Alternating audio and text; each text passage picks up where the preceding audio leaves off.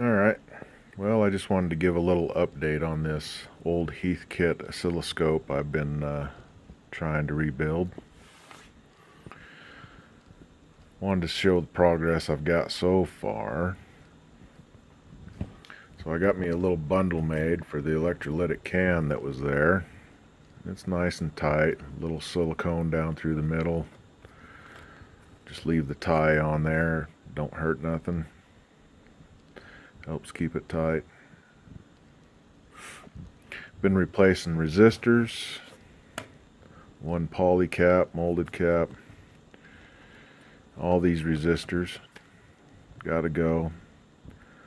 I've spent a long time just doing this little bit. All the old solders are, basically all of them are cold solders. Whoever put the kit together soldering iron wasn't hot enough.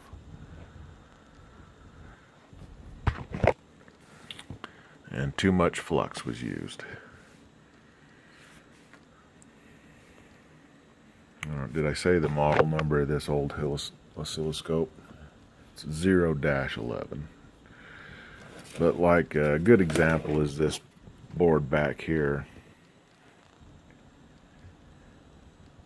Just when you heat them up, they just fall apart, which is kind of nice actually because it leaves the trace behind. Some of the traces that I've done already have lifted because they are so old and yucky soldered in the first place. But yeah. So I've just been working in sections. This section here, the cans, these resistors all around this tube socket has basically been done. This got replaced with a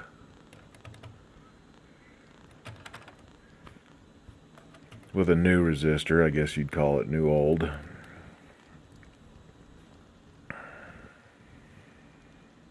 Adam Bradley or Alan Bradley. The rest of these are metal film. Replace this guy. And I'll just work in sections. I'll kind of go around or start working around this tube and then this section. Do the switches on the front panel and all the knobs. Or all the pots, I should say. Because everything not soldered very good right from the get-go.